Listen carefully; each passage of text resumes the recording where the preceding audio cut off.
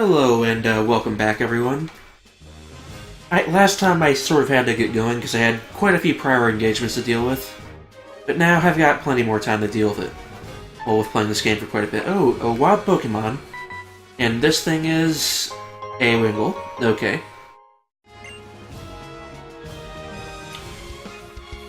May as well take advantage of the low, what do you mean move more slowly? I'm not even moving that fast to begin with.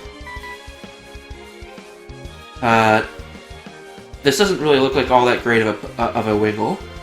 So I'm just going to take advantage of the fact that I don't really get encounters while this thing is here.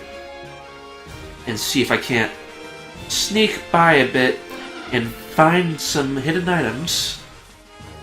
Doesn't seem like there's any here. Or if there is, I certainly don't notice. Ah, here we go, Super Potion. But yeah, just a little bit more creeping. A little bit more, and let's run. It's like basic free repels if you think about it. Select berries on your area nav, and you can check on the places where you planted berries. And when the berry plant sprouts berries, berry symbols will be shown on the berry list of your area nav. I recommend you check it often. I recommend not doing it because I probably won't be planting any berries at all. Am I a horrible person for that?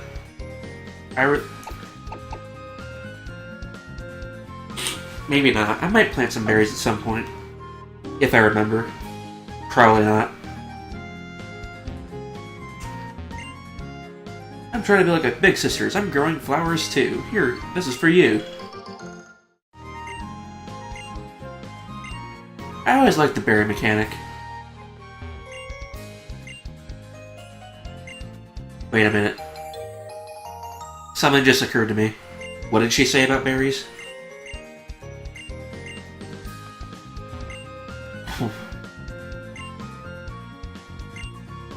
Oh, okay. I thought she just randomly talked about candy for no reason.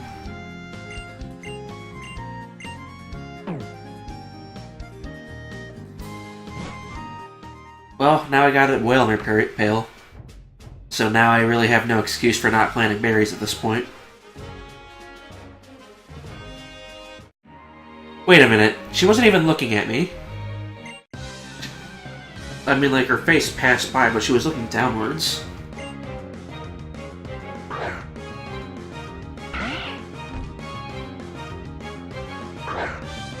I suppose this is okay, I mean... I need the EXP, sort of. After all, you won't really get a whole lot of opportunities to fight during this gym unless she gets a bite or something. On the other hand, Sand Attack is so useful. Like, just one should be plenty to give me a fighting chance.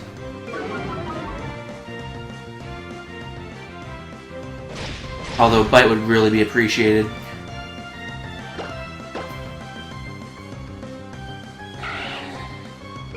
Does Zigzagoon know how to do anything other than support moves? She hasn't done like a single thing to me yet.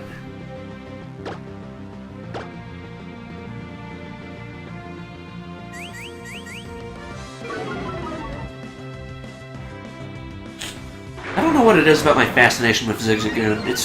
It's easily my favorite of all the rodent-type Pokemon. Like, not only can Zigzagoon learn virtually every HM that you could possibly need, but Pickup, that ability is just so good.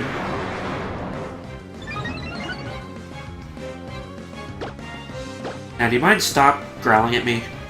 Please?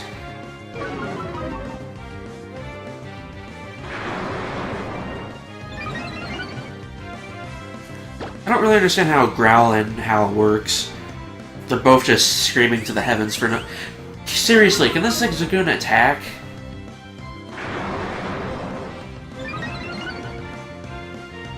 Or is the AI just preventing from doing something smart? Oh, why is it that the instant I attack, I get killed in one shot?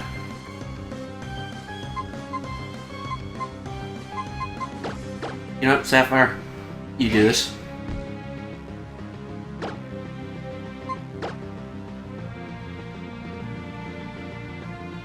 I really should have just done this from the start.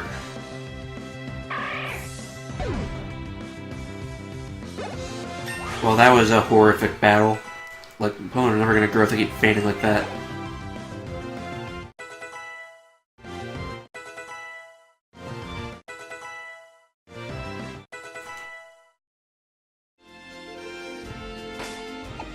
Okay, after that little, I hesitate to call it a solved problem. I'm just going to, play it safe for a little bit. First of all, I'm not going to keep my grip anywhere near as solid as my 3DS as I have been before. Like, I don't know if it's because my capture board is loose and I need to reconnect that or not.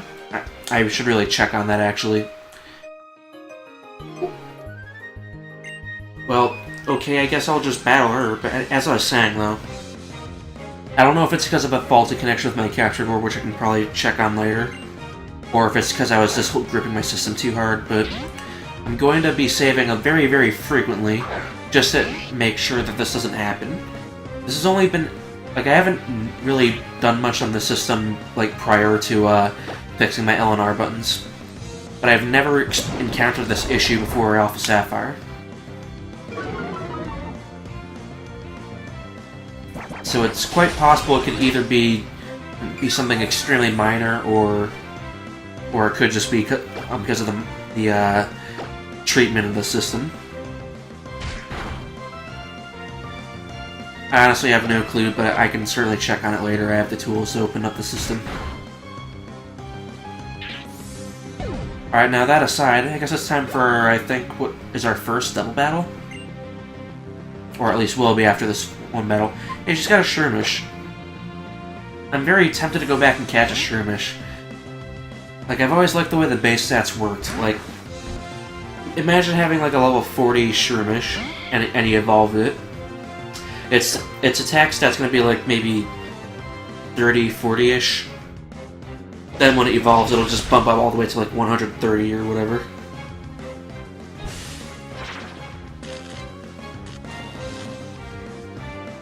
Like, the difference evolution makes, especially the early ones, is really amazing. All it takes is one thing going right with your base stat or choice of Pokemon, then all of a sudden this evolution means that you're pretty much unstoppable.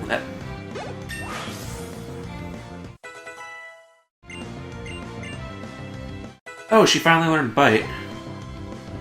Because that'll be very handy. Also, Waffle grew to level 6.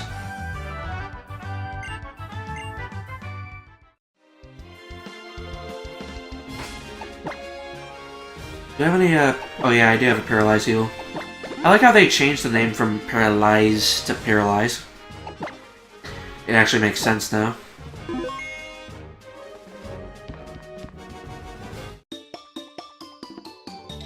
We're twins, so we battle Pokemon together too. Alright, you're gonna have to battle our Pokemon. These people probably, aren't they a little young to be trainers? That's something that always bothered me. Like, these games don't really follow the rules, so to speak. Kind of think of it, why are they here unsupervised? Like, just imagine this for a second. You have this random preschooler just walking around doing whatever. He has a Pokemon to protect himself, so he's fine being unsupervised, forgetting the fact that he's, like, probably 5 years old.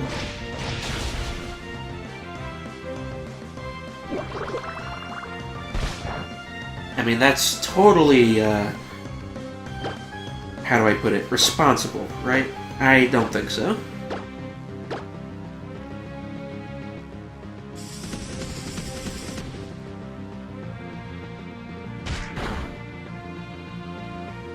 I don't know why I'm talking about responsibility. I mean, like, I'm the one playing the video game here at, like, 4 in the morning, because I have nothing else to do. I'd like to consider myself at least fairly responsible towards anything that I actually need to get done.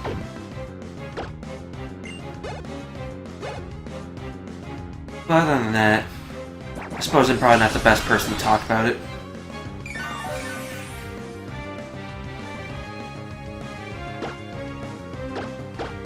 Yeah, back in Gen 3 when they added the double battles for the first time, it certainly changed how the game was played. Like, you no longer had to worry about the enemy in front of you. You had to worry about both of them. And if your Pokemon got knocked out and it was a 1 versus 2, there was a very heavy chance you would have lost.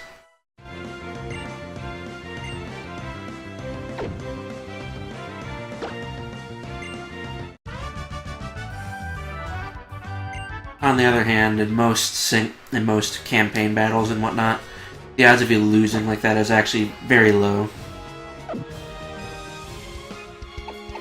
Most of the time, like, you'll always be about where you need to be, if not a little over-leveled. And if for some reason you're not, there's plenty of trainers you can just go back to fight. Oh, 4 berries? I don't think I usually see that many berries on a plant at one time unless you deliberately grow it yourself.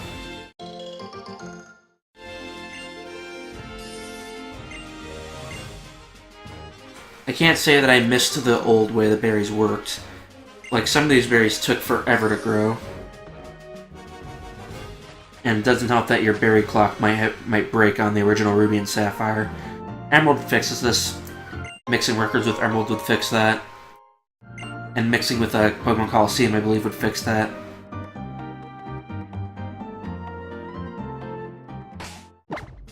On the other hand, though, if you're not worried about time-based events, you could probably just bypass entirely. Oh, there's May. I made it here to Rustboro too, Mochi. Nice little zoom out. You know, this is probably one of the first places that I can truly call a city. I mean, it's actually got a lot of houses and everything. Like, most cities or towns, for some reason, are just like 2 or 3 buildings. Once I catch a couple more Pokemon, I'll be sure to take it on with my team. See you later! Yeah, it's good to know that your rival's actually taking the gym battle challenges. Although just catching Pokemon at random isn't really a good way to be prepared for a gym battle. Let's explore Rustboro a little bit. They use the detector mode in the Dex Nav. Apparently, the more you encounter the same Pokemon, the better the search function will be. Its accurate search capability allows you to find rare Pokemon. They say you can find Pokemon with strange moves or rare abilities. Something that we already know thanks to the Poochyena we caught.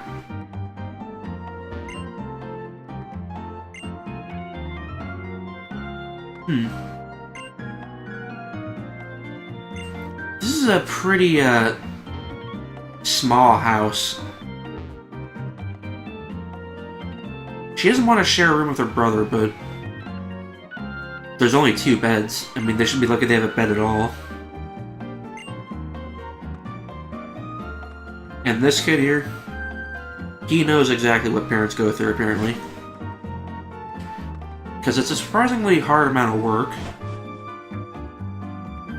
But at the same time, it's sort of taken for granted at times, mostly because their responsibility is not shared or it's not conveyed properly. My own Pokemon, I give them perfectly suited nicknames. My expression of, originality, yes, that's it. But giving the name Pikachu to a Shroomish doesn't seem right. Although I do understand the importance of giving a familiar nickname to your Pokemon.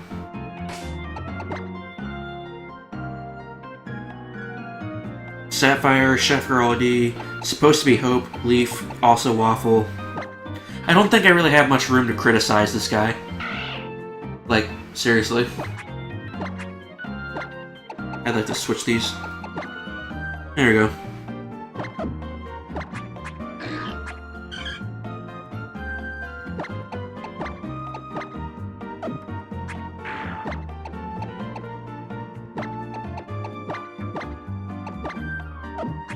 I don't know about you guys, but I always liked switching my move orders into a way that makes sense. Like back in the times where they had the like 4 move menus and whatnot, what I always did was I would have the move I'd use the most up front, followed by tackle. Well, not followed by tackle, but followed by a move I use next most frequently, and then in the 4th slot I'd have one that I used the third most frequently, and the one I used the the most infrequently would usually be put in the third slot. Because of the way the menus work, this doesn't really change anything, but back then it was just so I could either press A or up or down just to choose between 3 moves. It's a little bit of a weird habit I got into. And once again I'm going to save because I don't want this crashing on me. This might not seem like such a big deal, but when you're redoing the same thing like half a dozen times, it really wears on your patience. Do you guys have anything for me? Or just random information?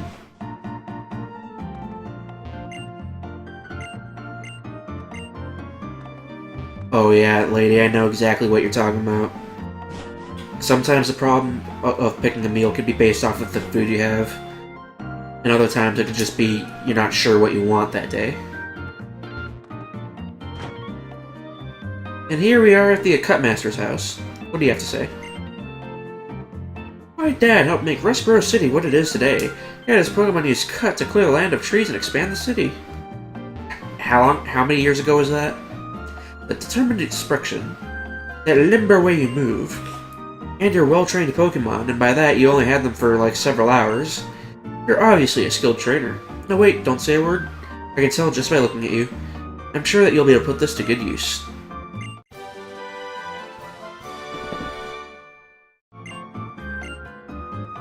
Any Pokemon that learns Cut can chop down prickly trees if the trainer has earned the Stone Badge. HMs like this can be used right outside of battle too with the right badges.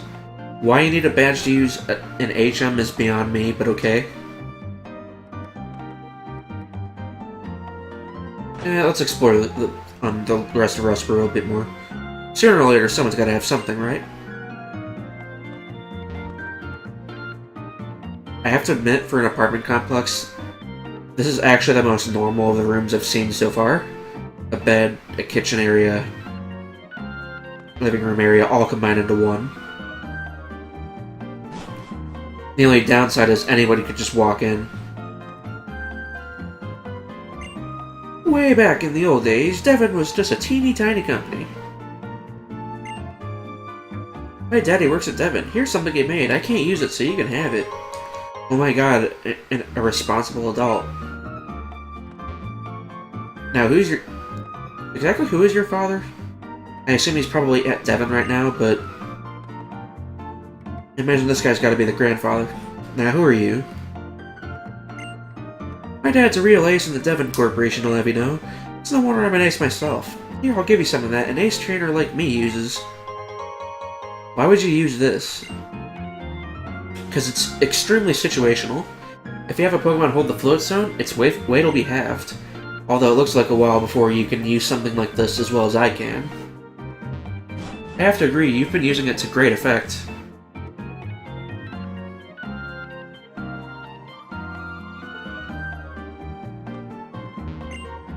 Didn't someone say the president's son likes to collect rare stones too? I don't know what brought on that line of thought, but okay. Considering I just walked into your house, I can't really argue.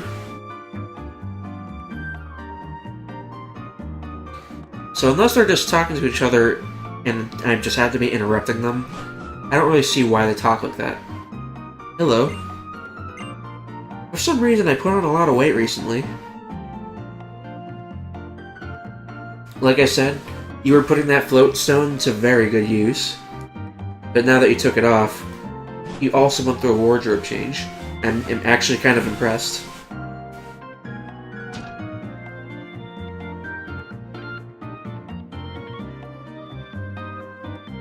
You know what? You're standing there. You don't want to get in a trade for someone else, grow stronger, but if you don't have enough gym badges, it might not listen to you. Like, are all Pokemon ingrained with the instinct to require badges in order to actually listen to somebody? You nickname your Pokemon? I gave it cool names. Oh my god, I can't believe I'm saying this, but I'm actually considering this trade. Except no. Slack Off is just way better. Or rather, Slack King is.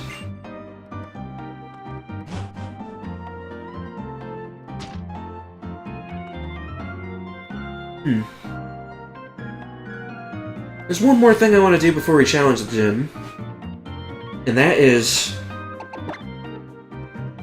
heal my Pokemon because, oh my god, they really need it. I'll be right back.